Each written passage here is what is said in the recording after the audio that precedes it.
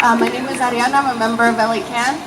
So if you take a look over to this intersection over here, there's a little corner store there. There was a man by the name of Carlos Ocaño who used to live on top of that roof. And he made himself a home there. And he had a history in the community. People knew him, and so did the police. He's been here for a very long time.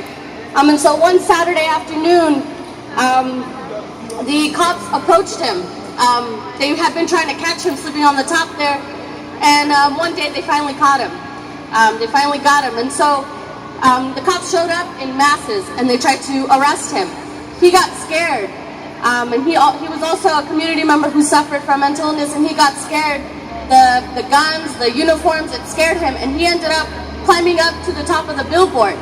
And so you can't see because of the tree, but there's a billboard up there, and so he climbed up on top of there while the police officers were on the ground. And as they started to walk up to the rooftop, he got scared and went up to the billboard. And as we were talking about earlier, the SMART team was never called out to come and approach him or talk to him. Nobody with no gun, nobody with no uniform. It was all uniformed, armed men who came to him. Even the SWAT team was called out to come get this man off of the billboard. The SWAT team, yes. The SWAT team, the fire department, they closed out all the streets. They pushed all the community folks to the outside of the intersection so they couldn't see what was going on. The whole place was packed with police officers and this one man, just one man on top of the billboard.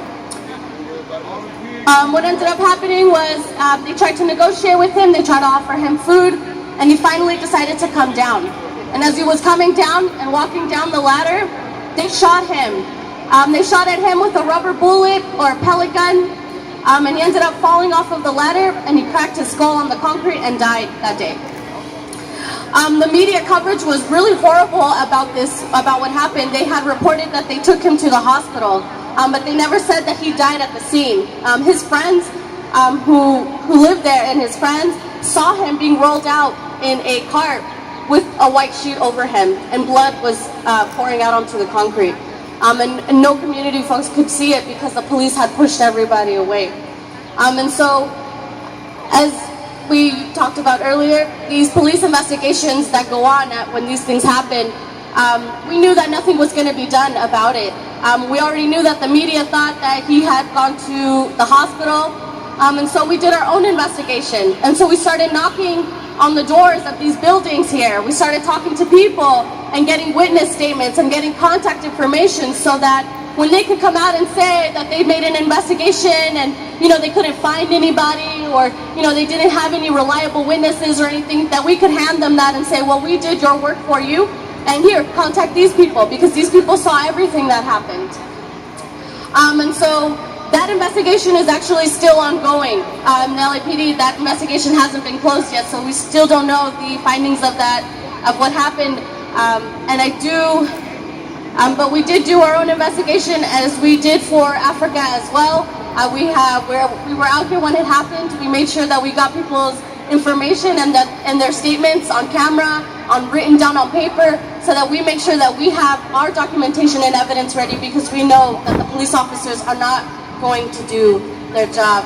And so I want to introduce Marlene Romero, who is Ocaño's partner, and she has a few words that she'd like to share with you all.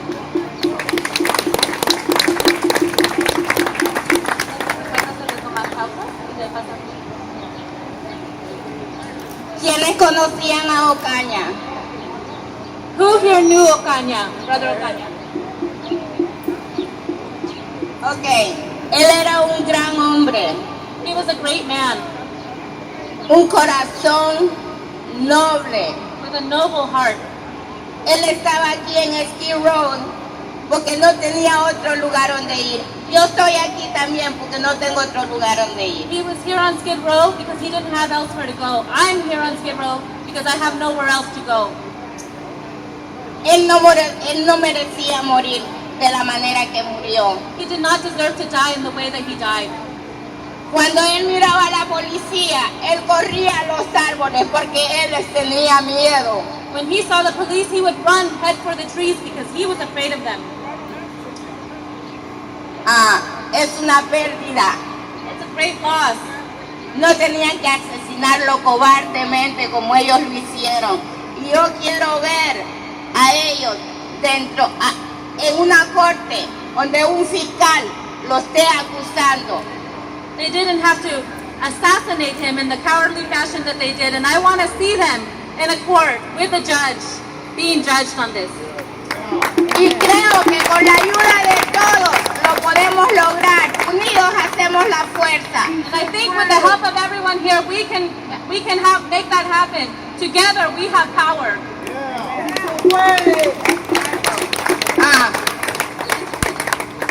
Y me gustaría que lo veláramos. Ese es un sueño que tengo desde el primer día que murió, pero no se ha dado la oportunidad porque no lo quieren soltar. And I would like for us to be able to see him before he goes. I would like for us to be able to honor him. And that's a dream I've had since he's died, but they won't let us because they have him still. They have his body.